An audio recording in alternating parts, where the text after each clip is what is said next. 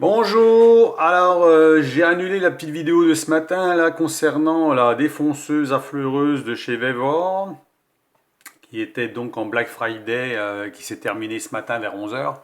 Donc je l'ai annulé puisque la promotion n'est plus valable. Et en même temps j'ai regardé un peu les commentaires qui étaient donnés dessus concernant cette affleureuse là qui est souvent vendue avec trois supports. Il y avait un support donc affleureuse, ici un support défonceuse et un support pour faire les coins, les angles. Par contre, j'ai un de mes abonnés qui m'a dit que le troisième support était plutôt dangereux à utiliser. Donc il faut mieux pas le prendre. Donc celle-ci, elle n'y est pas, hein. Donc c'est bien peut-être d'avoir les deux trucs, hein, parce qu'elle existe seulement avec le support à fleureuse, elle coûte 45 euros. Hein. Complète comme ça, avec le support à fleureuse, c'est tout, il n'y a pas ça. Là, on est un peu plus cher parce qu'il y a le support défonceuse. C'est quand même bien d'avoir le support défonceuse avec, hein, vous avez le guide et tout, bon, ça peut être intéressant quand même d'avoir ça. Donc moi c'est pour ça que je vous ai sélectionné celle-ci, hein. Donc la vidéo de ce matin je l'ai annulée, hein, déjà pour donc cette raison-là. Puis une autre raison aussi c'est qu'elle était en impérial. Ça veut dire que les pinces dessus étaient prévues pour des mèches de défon, enfin des fraises de défonceuse en impérial, hein, alors qu'on est en France. Il faut bien faire attention parce que des fois ils mettent de l'impérial et puis des fois ils mettent du métrique. Alors celle-ci est en métrique. Voilà, donc on voit bien 6-8 mm. Ça, c'est un autre commentaire d'une autre personne qui m'a dit bah, c'est vrai que les fraises en impérial, c'est toujours chiant. On en a, hein, sur Amazon, il y en a aussi. Mais ceux qui possèdent déjà des fraises en métrique, bah, il faut mettre des adaptateurs. Alors après, il faut des adaptateurs. Les adaptateurs, en général, c'est un morceau de tube qui est coupé sur le côté, qui fait le bon diamètre intérieur. Mais il faut quand même que ce soit bien fait, hein. C'est précis en général, hein. Et la pince qui se trouve dessus, en fait, quand vous serrez la pince, bah, vous bloquez ce petit tube. Donc je sais, on peut le faire autour, je pense, mais enfin bon, quand même, hein. Donc je représente celle-ci parce que bon, celle-ci est quand même en métrique, donc on peut mettre des mèches, enfin des fraises. C'est marqué mèche, mais c'est fraises. De 6 et au-dessus des 8. Moi, la mienne, c'est des 8 mm que j'utilise, hein, parce que bon, c'est le plus courant. Les 6, c'est vraiment pour des petites fraises en général, hein, voilà, hein. Donc 8 mm, c'est ce qu'il y a de plus standard. Donc elle est vendue complète quand même, hein, avec, il y a même un jeu de charbon avec, il y a un guide, il y a un truc pour aspirer les copeaux, voilà, il y a le guide pour suivre une planche par exemple, qu'on met sur bon, bah, les clés et tout ce qu'il faut, hein. Il y a tout ce qu'il faut pour pouvoir faire des choses sur des rainures ou autre chose, ou des moulures sur un morceau de bois, il n'y a pas de problème. Donc je représente celle-là parce que le prix est correct, on est dans les 67 euros, moins mes 5 euros de mon code promo VVKIT5 qui retire 5 euros, moins bah, les points de fidélité si vous en avez déjà, vous avez commandé, vous avez peut-être encore déjà des points de fidélité qui sont encore valables. Donc il faut cliquer quand vous mettez en commande, il faut cliquer sur les points de fidélité qui vous déduisent tout, puis à la fin vous avez le montant, hein, vous avez le montant qui s'affiche. C'est toujours intéressant de payer le moins cher possible. Et là, par rapport à celle de ce matin est à moins 7%, mais avec trois supports, c'est toute la différence, hein, avec trois supports, elle revenait à 61 euros. Alors que là, si on enlève 5 euros, elle revient à 62 euros. Bon, il n'y a pas beaucoup d'écart, hein. Donc, pour ceux qui sont intéressés par ce matériel-là, hein, qui n'est pour monsieur tout le monde, comme j'ai dit, monsieur tout le monde, qui travaille le week-end, qui bricole le week-end, qui bricole pendant les vacances, qui va utiliser ce matériel-là occasionnellement, c'est pas pour faire de l'intensif comme du professionnel qui aurait besoin du matériel beaucoup plus solide, peut-être beaucoup plus fiable, peut-être, je sais pas, je dis peut-être parce qu'on ne sait pas, hein, mais quand même que le prix n'est pas le même, hein. En Makita, on doit être entre 200 et 300 euros selon les options qu'il peut y avoir, hein.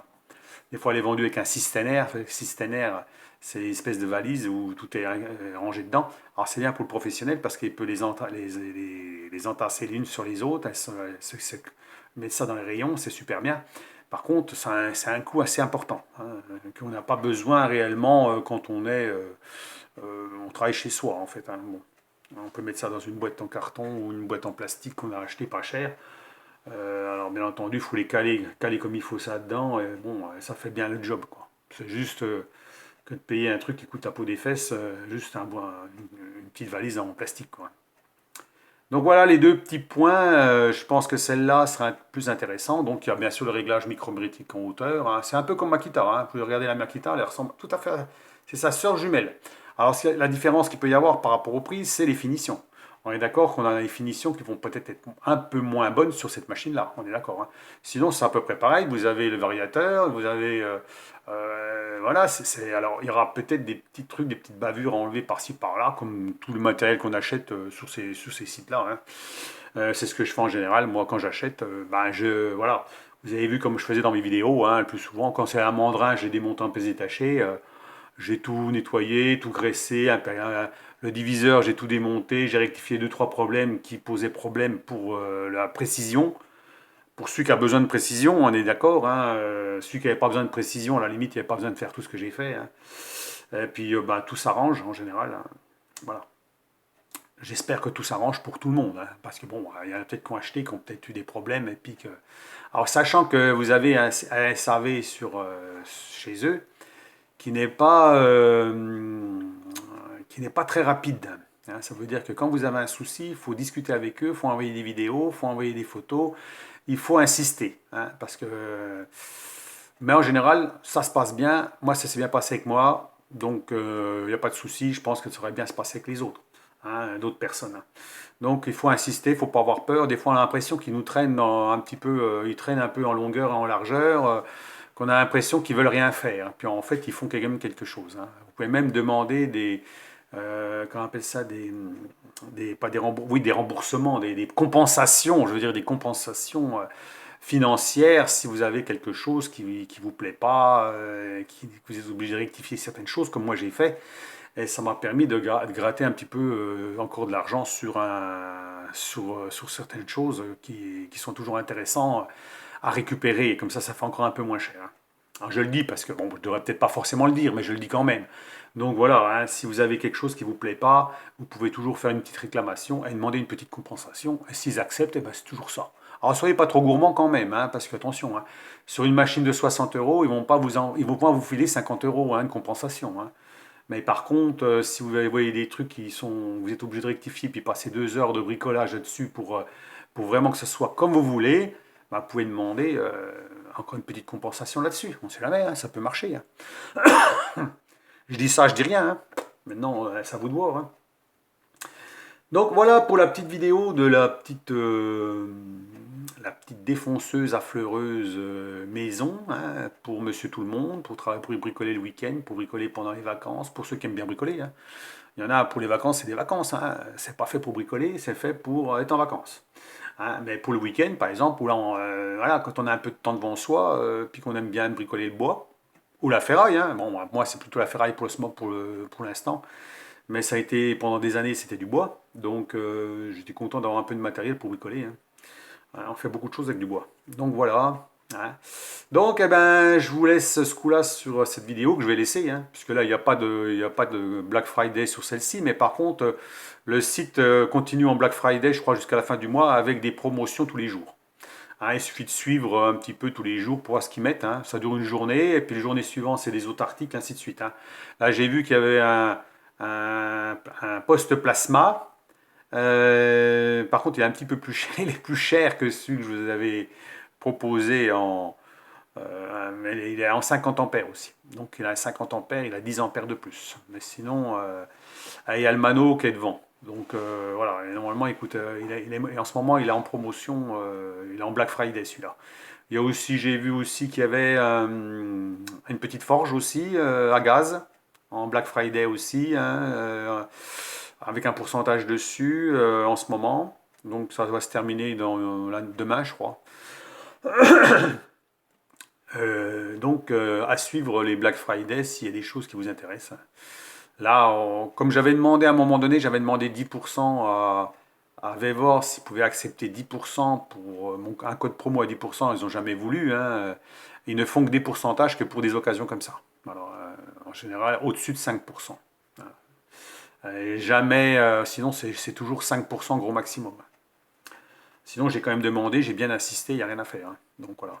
Sachez que tous les produits, moi, que je présente sur Vevor, je présente les produits Vévor, je ne gagne rien, hein. J'ai zéro, en fait, je gagne absolument rien, j'ai aucun revenu de Vévor. Voilà, je le précise bien, hein, c'est, moi, quand je vois un bon plan, je le dis, hein. Malgré que là, il y a qu'un code promo, c'est le mien. Mais bon, j'en parle parce que j'avais fait une vidéo qui n'était pas concluante quelque part pour quelqu'un qui serait intéressé. Donc là, celle-ci est un peu plus concluante, malgré qu'il y a pas une grosse remise, mais on est dans les mêmes prix, hein. Et puis voilà. Donc c'est pour ça que je rectifie le tir. Alors pour le découpeur plasma que j'ai acheté chez Lidl, donc j'ai pensé qu'on pouvait braser avec, mais je pense que c'est pas possible. Je dis pourquoi, parce qu'en réfléchissant un petit peu, il faut une masse. On est d'accord, hein, c'est pas un chalumeau. Il faut une masse qui touche la ferraille. Et donc s'il faut une masse pour passer la puissance, sinon il n'y a pas besoin de masse. Donc en fait le panache qui est au bout de la lance, hein, si vous voulez, pistolet, hein, la lance, pistolet, je ne sais pas comment on peut appeler ça. C'est pas comme un TIG, hein. Bah, un TIG, il faut aussi une masse, hein, on est d'accord, hein, et un allumage HF dessus, haute fréquence, qui fait une étincelle pour pouvoir passer la puissance derrière, hein, sans contact. Ben là, c'est un peu pareil. Ça veut dire que vous avez un panache, mais il faut toucher la tôle pour que la puissance, enfin toucher la tôle, pas toucher la tôle, mais être tout proche de la tôle pour passer la puissance. Et à mon avis, si on n'est pas assez proche de la pièce à braser, par exemple, si on laissait 2 cm, on ne pourra pas passer la puissance. Donc voilà, mais je ferai un petit essai quand même, voir si j'arrive à chauffer. De toute façon, c'est vite vu, hein. Je me mets à 2 cm, 1 cm 5 à 2 cm, j'appuie sur la gâchette, je vois si ça chauffe ou pas, hein. Si ça chauffe rien du tout, sur un petit bout de tube par exemple, ou autre chose, bah, c'est filmé, hein, c'est terminé, hein, on ne peut pas, c'est tout. Donc voilà pourquoi peut-être que sur YouTube, personne n'a essayé ou personne n'a fait de vidéo là-dessus. Par contre, ça serait faisable de braser avec du Brox, hein, avec un système à induction, hein. Ça se vend de plus en plus, ça, induction. Donc, c'est l'électricité qui passe dans une spire, hein, et qui chauffe la pièce. Et on peut à ce moment-là braser, puisqu'on chauffe la pièce à une température qui arrive entre 8 et 900 degrés. Si on brase à l'argent, un peu moins. Donc là, on peut braser sans flamme, hein. Donc, avec l'électricité, c'est tout. Donc voilà, en réfléchissant toujours un petit peu, hein, voilà, moi j'ai fait une vidéo hier, j'en ai parlé comme ça, c'est vrai que c'était venu à l'idée, ça aurait été le bon plan parce que il aurait été utilisé pour une autre utilisation plus économique que le chalumeau. Ben non, ça ne sera pas le cas, hein. Malheureusement, il ne servira que pour ça, que pour découper. Voilà. Découper de la tôle, voilà. Donc il est fait pour ça d'ailleurs, hein. Donc, je pense que j'ai tout ce que j'ai dit, hein, par rapport aux commentaires, je pense, à peu près, hein. Alors, faites attention donc, quand même au poste plasma, j'en reparle un peu, c'est à la puissance. Ça veut dire que c'est peut-être pas la peine de prendre un poste à 60 ampères si vous pouvez pas, si vous n'avez pas le réseau derrière qui suit, hein. Ça veut dire l'ampérage au niveau du compteur, le câblage, la prise, une prise avec au-dessus de 16 ampères, ça passe par un fusible plus important, hein, voilà, pour éviter quand même de disjoncter ou un autre problème, hein, ou de faire surchauffer quelque chose, hein. Parce que là, déjà 40 ampères, on est déjà limite, alors imaginez 50 ou 60 ampères, hein. Alors c'est sûr qu'il y en a qui marchent en 480, enfin 380 je veux dire, ils sont à plus de 100 ampères, c'est sûr que c'est autre chose, hein, pour découper, ça vous êtes de la rigolade, hein. Alors que là, on est en mono, bon, en sachant qu'en plus, on a le compresseur derrière. Le compresseur, ben, il consomme aussi, moi le mien c'est un 3 chevaux, hein, donc comme je vous ai dit, ça consomme pas mal de puissance. Donc si on calcule les puissances l'un au bout de l'autre, eh ben, on peut faire carrément disjoncter le principal, hein. Voilà, sachant que dans la maison, il y a quand même des trucs qui sont toujours en route, plus ou moins, hein. Donc voilà. En plus, on arrive en hiver. S'il y en a c'est qui chauffent avec un radiateur, des radiateurs électriques ou quoi que ce soit, ce sera même pas la peine, hein. Voilà, à mon avis, s'il utilise ça, il va faire disjoncter direct, hein. Je pense, hein. Je sais pas, mais enfin bon. Moi, je sais que pour l'instant, je tourne avec un chauffage, une climatisation réversible il peut consommer jusqu'à 2000 watts, mais elle consomme rarement 2000 watts, elle est plutôt entre 500 et 1000 watts, hein. Mais c'est quand même 1000 watts de consommation, hein, donc il faut en prendre en compte. Voilà. Donc le compteur, ben, moi je suis pas à 30 ampères, je suis à 45 ampères, hein. Il y a quand même de la marge, mais quand même, il faut quand même vérifier ça, hein. Voilà, donc à moins de couper le chauffage, à moins de couper tous les consommateurs, et puis bah, de faire ce qu'il y a à faire, et puis voilà, après t'en mettre en route, hein, tout est faisable, hein. Voilà, donc là je vous laisse sur cette petite vidéo vite fait sur un petit peu les commentaires que j'ai eus, sur cette défonceuse qui peut être intéressant au niveau du prix, parce que là on est quand même à 60 euros, 62 euros, avec le code promo que je vous propose. Alors donc, bah, pourquoi pas, hein. Donc vous avez vu que sur Black Friday, il y a quelques bricoles qui peuvent être intéressantes, et quelques articles, comme un plasma qui a 50 ampères, pour celui qui veut un 50 ampères, hein. Donc on a quand même plus de puissance qu'un 40. Il y a le 60 qui existe aussi, mais bon, le 60 il est encore plus cher, il a plus de 230 euros je crois. Mais bon, après celui qui a un bon réseau électrique, pourquoi pas, hein. Il peut peut-être utiliser un 60 ampères. Donc après, s'il veut vraiment découper de la tôle un peu plus épaisse encore, je crois qu'il va jusqu'à 16. Je crois qu'il est donné jusqu'à 16. Mais à mon avis, c'est les limites, hein, 16 mm. Bon, après, il y en existe des gros en 380. Là, c'est plus tout à fait la même, hein. Donc on est dans du pratiquement professionnel, hein. Voilà. Donc, eh ben, je vous laisse sur cette vidéo. Dites-moi ce que vous en pensez. Et puis, donc voilà la deuxième vidéo, hein. L'autre a été annulée. Je remets celle-là. Euh, Si ça intéresse personne, c'est pas grave, hein. Au moins, j'ai rectifié le tir sur ce que j'ai dit ce matin, sur certaines choses. Et que voilà, hein, celle-là, elle va rester sur mes vidéos, hein, je vais la laisser. Puis si certains qui veulent piocher dedans, bah, ma foi, ils peuvent regarder, pas de problème. Voilà.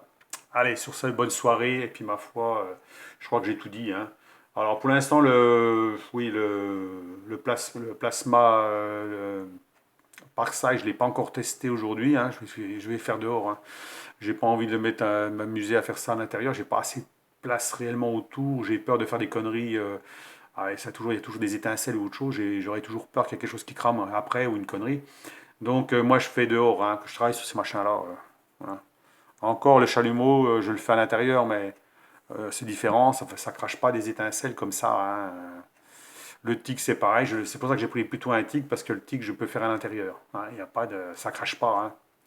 Ça crache pas d'étincelle, rien du tout. Donc on peut faire sur une table de salle à manger. Il suffit de mettre une protection. Vous pouvez souder avec un TIG dans votre salle à manger, hein, avec de l'acier propre ou de l'inox. Ben, enfin, plutôt de l'acier propre, parce que l'inox, je crois que ça dégage quand même des vapeurs qui sont toxiques.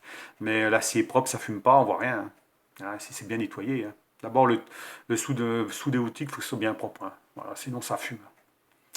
Voilà, donc pour les petites explications, hein, pour ceux que ça intéresse, hein, voilà, j'ai tout dit, je pense, hein. Alors, c'est pour ça que les commentaires, c'est bien, hein, c'est bien d'avoir des commentaires, parce que bon, comme ça, on se fait une bonne idée du sujet, hein.